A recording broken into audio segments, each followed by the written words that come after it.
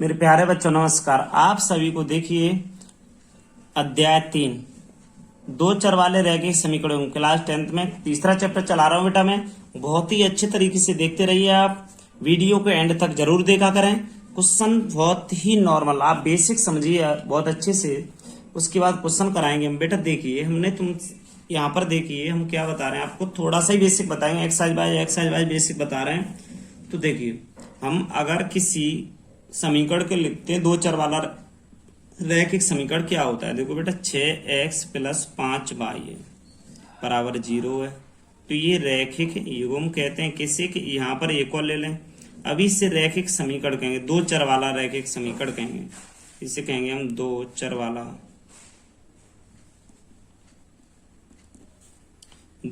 वाला रैखिक समीकरण कहेंगे। मेरे प्यारे भाइयों इसे कहेंगे दो चर वाला रैखिक समीकरण।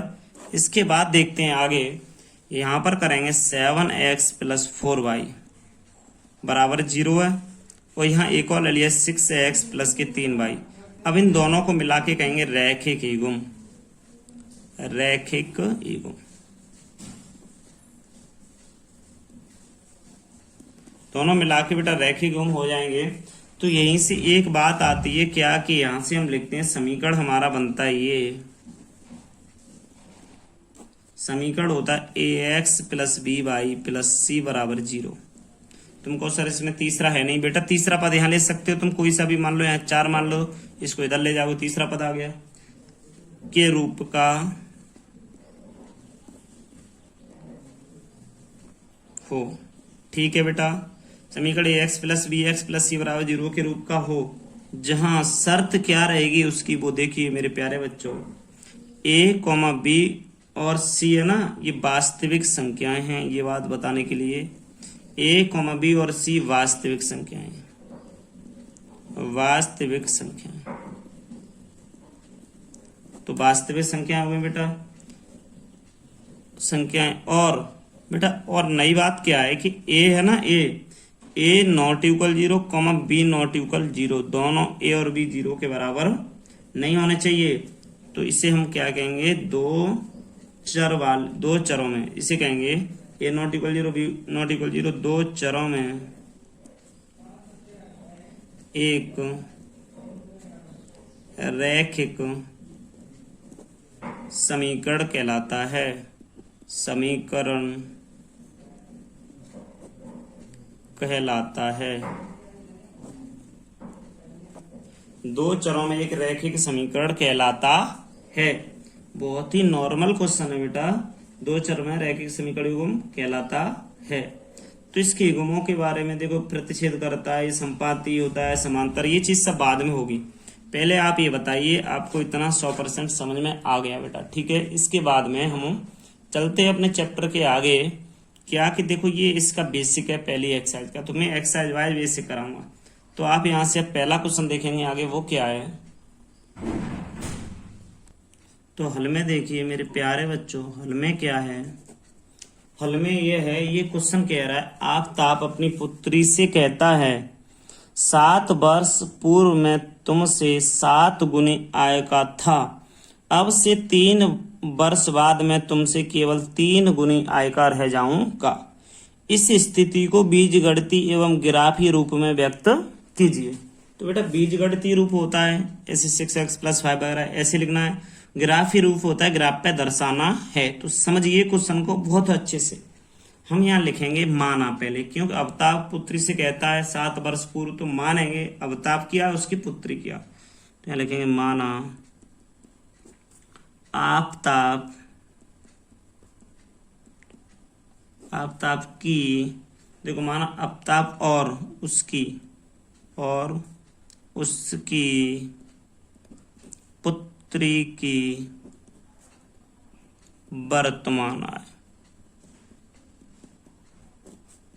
हमने मान लिया आफताब है वो अभी x समय का है, और उसकी जो पुत्री है ना वो बेटा 22 वर्ष के हैं, दोनों 22 वर्ष हैं, ये मान के चलते हैं हम 22 वर्ष हैं।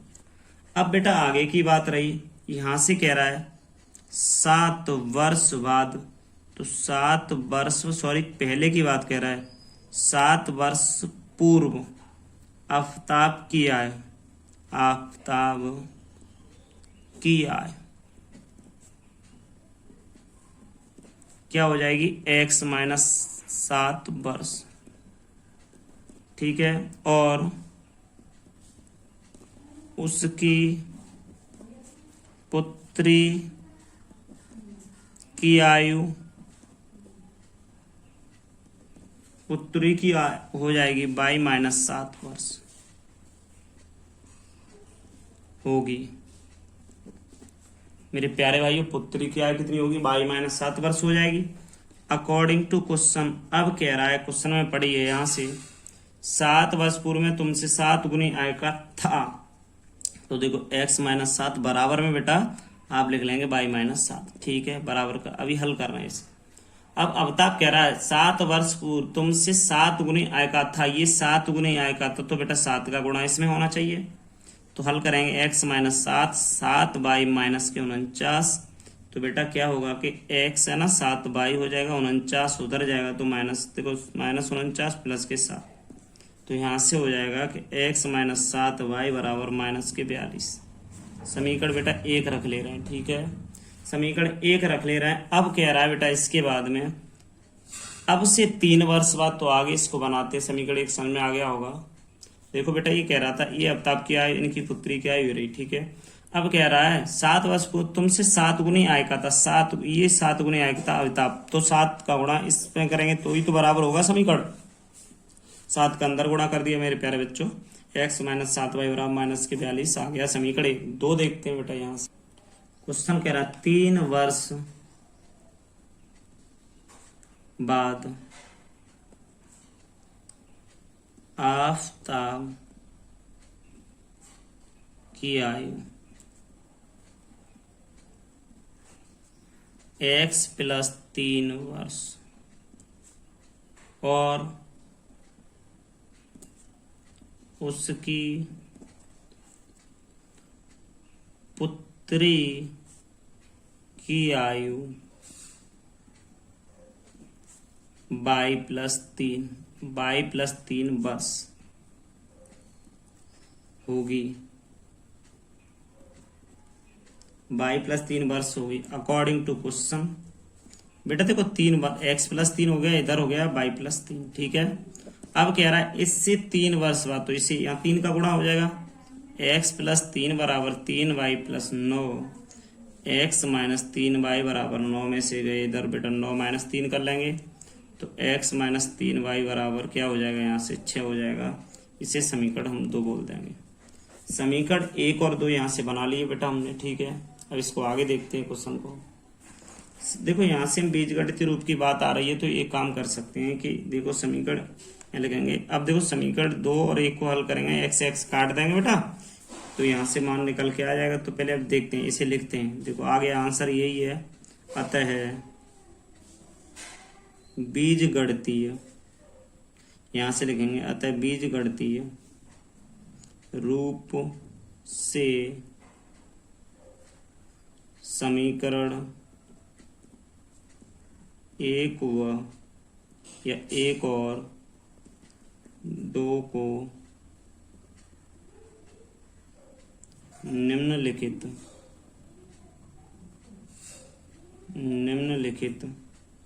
प्रकार से लिखा जा सकता है बेटा, लिखा जा सकता है।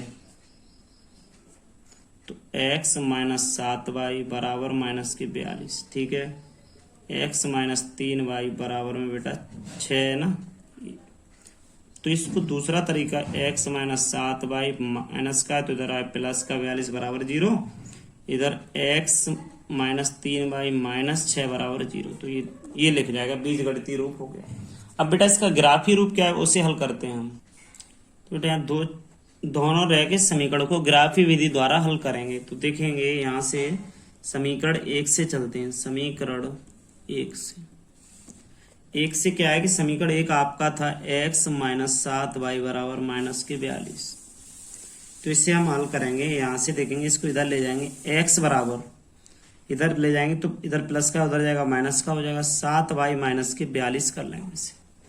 तो यहाँ से देखो मान लेंगे जो y की वैल्यू मान लेंगे, x की वैल्यू आ जाएगी, माना y बराबर यहाँ से रख लेंगे। देखो ऐसी वैल्यू रखेंगे यहाँ से कम मान आए तो 5 रख लेंगे, 6 रख लेंगे, 7 रख लेंगे, 5 6 7 लेने पर।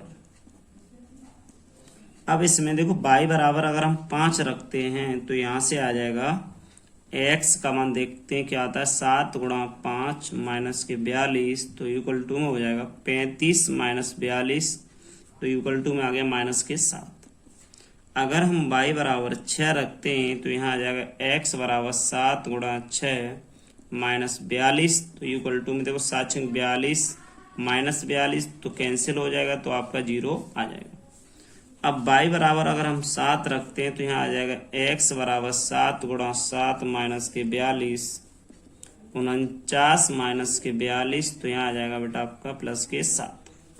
तो हमने तो ये समीकरण 1 से हल कर लिया। इसके बाद आगे देखते हैं। अब देखते हैं बेटा इसमें हम लिखते हैं अतः समीकरण, देखो समीकरण 1 से जो प्राप्त बिंदु हुए, समीकरण 1 से प्राप्त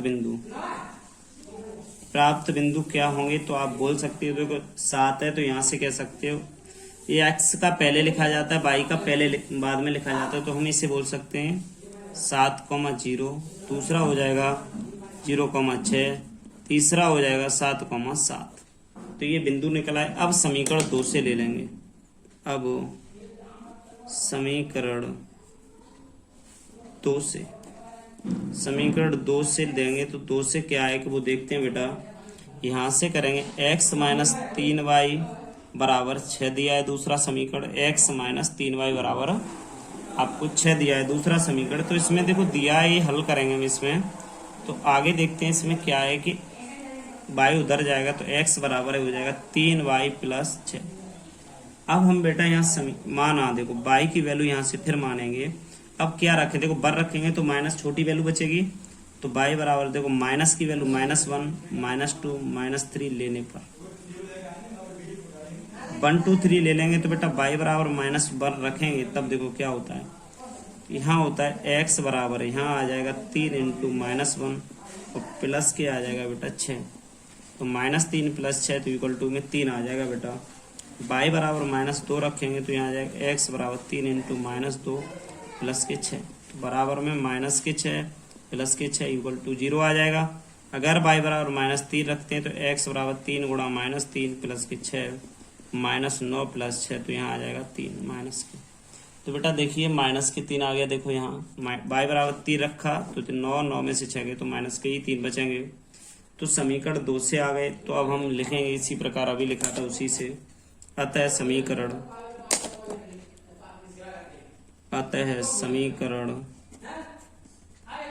2 से प्राप्त बिंदु हो जाएंगे यहाँ से 3, -1 0, -2 यहाँ -3, यहाँ से -3, -3 हो जाएंगे। ये देखिए -3, हो जाएंगे। तो यहाँ से वैल्यू निकालने के लिए बहुत ही सिंपल हो जाएगी। तो अब समीकरण से ग्राफ कैसे बनाएंगे वो देखते हैं। बेटा देखिए मैंने तालिका बना ली, इसमें ये वैल्यू है वो रखेंगे। देखो y की वैल्यू कितनी आई थी, x बराबर 7y माइनस 42। देखो समीकरण 1 से ये था, 2 समीकरण क्या था वो लिखेंगे यहाँ से, x बराबर 3y प्लस 6। इसमें देखते हैं क्या होता है कि y का मान अगर हमने 5 रखा था तो x का मान -7 आया था, वो रखना है हमें। 6 था तो यहाँ 0 आ गया, 7 था तो यहाँ भी 7 आया। y की वैल्यू अगर -1 रखी तो 3 आया था, 2 रखी थी 0 आया था, -3 रखी थी तो -3 आ गया। ये था समीकरण। अब बेटा यहाँ से 1 और 2 बने थे, तो समीकरण 1 और 2 से आगे सवाल में क्या करते हैं देखेंगे। देखो समीकरण 1 और 2 से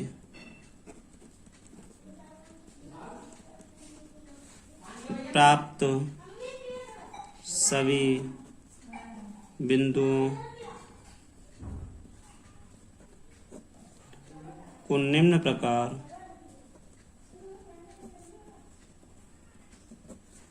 प्रकार से आलेखित करते हैं। आलेखित करते हैं। बेटा बहुत तरीके से हम आलेखित करते हैं, तो देखेंगे आलेखित कर रहे हैं, आपको दिखा रहे हैं। तो मेरे प्यारे बच्चों ग्राफ बन गया, इसको हल कैसे करेंगे। यहाँ एक्स मान लेंगे बेटा, यहाँ एक्स डैश होता है, यहाँ बेटा बाई और नीचे बाई डैश। जिस तरफ बेटा डैश होता है, नीचे देखो बाई डैश है नीचे, तो बाई डैश होता है बेटा।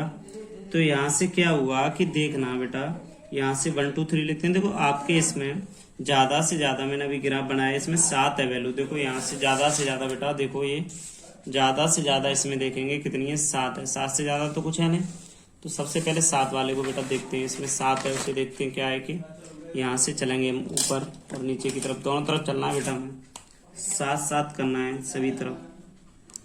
देखो 1 2 3 4 5 6 7, 1 2 3 4 5 6 7, 1 2 3 4 5 6 7, 1 2 3 4 5 6 7।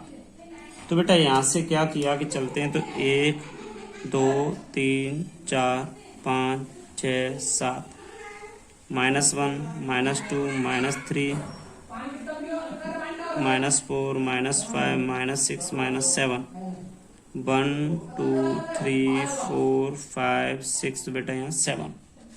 ऐसे ही छोटा छोटा लिखेंगे, -1 -2 -3 4 5 6, और बेटा ये 7। तो यहाँ से -7 तक लिखा, इधर भी बेटा। तो पहले हम यहाँ से देखेंगे कि हमारा समीकरण, देखिए हमने हल किए थे। देखो बेटा पहले का ग्राफ देखो, मैं आपको बता रहा हूँ, यहाँ से जहां बनना है उसको बताऊंगा कि पहले का बनना है। देखो बाई 5 है, तो ये -7 है, बनना है कि नहीं बनना है। तो इससे बेटा ए को ए मान लेते हैं, तो 5 एक्स की तरफ हमें चलना है -7, और बाई की तरफ चलना है बेटा हमें 5। तो इसको बेटा हम क्या बनाते हैं कि देखिए इस तरफ मानते हैं, 7 और 5 कहाँ मैच करेगा। देखो 7 की सीध पे ले चल रहे हैं ऊपर की तरफ, देखो ले चले यहाँ तक। इस तरफ 5 को देखते हैं कि 5 कहाँ है, कि 5 ये रहा, तो 5 को इस तरफ से ले जाते हैं।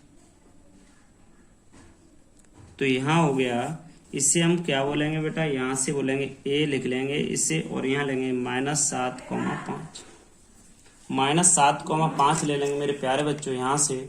तो इसके बाद आगे चलते हैं कि ये 0,6 आता है, बी का मान मानते हैं 0,6 मेरे प्यारे बच्चों। देखो दूसरे वाले में 6 है बेटा, 0 एक्स की वैल्यू, बाई की 6 है, तो 0,6 को बी मानते हुए चलते हैं। तो 0 तो यहाँ पर होगा, 6 बाई पे कहाँ होगा कि 6 यहाँ पर होगा, तो इस पे बी लिख के यहाँ लिख लेंगे 0,6। ठीक है। अब यहाँ से सी की वैल्यू आ गई मेरे प्यारे भाइयों, सी की 7,7 है, तो 7 ऊपर लिखेंगे, यहाँ 7,7 लिखेंगे। तो यहाँ से देखते हैं बेटा, तो 7 ऊपर यहाँ तक जाता है। पहले इस वाले 7 को देखो कहाँ तक जाता है, ये 7 यहाँ से लेके यहाँ तक देखो इसकी सीध पे रहता है 7, तो यहाँ भी ये 7 ऐसे जाता है। तो यहाँ हुआ सी पर 7,7, तो 7,7 हुआ। तो बेटा यहाँ से क्या करेंगे कि इसको थोड़ा मिला देंगे, यहाँ से इसको मिला देंगे। तो मिला के क्या होता है कि यहाँ से इस रेखा को मैंने ऐसे करके मिलाया, देखो यहाँ से मिला दिया, तो यहाँ से लाइन आ गई। ये लाइन को क्यू मान लो, चाहे कुछ भी मान लो। तो बेटा ये समीकरण बन देखो आपकी, देखो यहाँ से मैं दिखा रहा हूँ आपको बेटा, देखो 5, -7, तो -x का पहले आता है, तो -7,5 ये रहा। देखो दूसरा है 0,6, 0,6 ये रहा। तीसरा है 7,7, तो 7,7 ये रहा। तीनों मिल गए मेरे प्यारे भाइयों। अब इसमें आगे देखते हैं दूसरा समीकरण क्या है। देखो दूसरा, यहाँ से x का मान 3 है, y का मान -1 है। तो x का मान 3 यहाँ गए, y का मान -1 है, तो बेटा यहाँ से -1 है, तो डैश की तरफ चलेंगे। तो यहाँ 3 है, -1 यहाँ आएगा लगभग, यहाँ आ गया। तो इसमें लिखेंगे ए बी सी मान लें इसे, तो डी मानेंगे इसे। डी का मतलब यहाँ से हो जाएगा 3, -1। मेरे प्यारे बच्चों देखते रहना। ई का बेटा अब आगे अगला पॉइंट देखो, ई पर क्या कह रहा है, 0, -2। तो 0 तो यहाँ है, ये -2 बाई की तरफ -2 यहाँ पर है ना बेटा, तो इस जगह हो जाएगा ई का पॉइंट, ये वाला ई का पॉइंट। तो इसे लिख सकते हैं ई ब्रैकेट में 0, -2। अब इसके बाद तीसरा पॉइंट है -3,3, तो बेटा ये यहाँ इस सीध पे आएगा, देख लो नहीं ऐसे मैच करके यहाँ आ गया, ठीक है। अब इसको सीधा एकदम मैच कर देंगे बेटा, यहाँ से देखो इसे मैच कर देंगे, यहाँ से जाने तो कोई दिक्कत नहीं, कहीं भी जाए, तो यहाँ से मैच करते हुए आगे चलेंगे बेटा, तीनों मिलेंगे। ये देखो बेटा इस तरीके का आपका ग्राफ बनेगा, इसे बोलेंगे बेटा पी रेखा। तो ये पी रेखा है आपकी, यहाँ पर बेटा डी माना है ई, तो यहाँ मान लेंगे एफ को, एफ यहाँ -3 और यहाँ बेटा -3। आपने 9th क्लास में पढ़ा था ये ग्राफ बनाना। तो बस मेरे प्यारे भाइयों, आपका ग्राफ बन गया। बहुत ही सिंपल क्वेश्चन है। मेरे प्यारे बच्चों, वीडियो को लाइक करें, शेयर करें और सब्सक्राइब करना ना भूलें। मैं आपको एक से एक अच्छी वीडियो बताता रहूँगा। देखो मैंने तीसरा चैप्टर चालू कर दिया है, आप सभी आगे से आगे वीडियो देखते रहें। धन्यवाद।